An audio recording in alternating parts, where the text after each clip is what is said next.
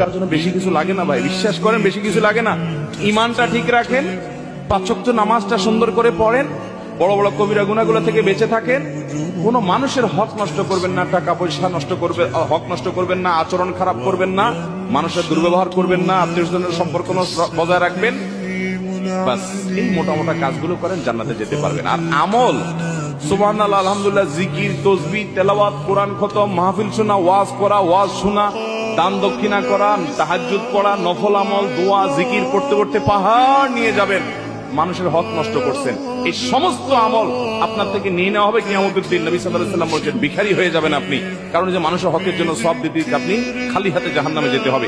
এই জন্য মানুষের হক কখনো নষ্ট করব, প্রতিজ্ঞা করবো তো ইনশাআল্লাহ, কোনদিন মানুষের হক নষ্ট করব না, বোনের হক নষ্ট করব না, ফুফুর হক নষ্ট করব না। আপনার বাপ চাচারা আপনার ফুফুর হক দেয় নাই, এরকম অনেকে আছেন না নাই? ওই সম্পদ বংশ পরম্পরায় আপনার ভাগে আসছে, কিন্তু আপনি জানেন আপনার ফুফুর হক দেয় নাই। আপনার দাদার সম্পদে আপনার ফুফুর হক ছিল কি ছিল না? আপনার দাদির জমি জমা থাকলে সেখানে আপনার ফুফুদের ভাগ ছিল কি ছিল না?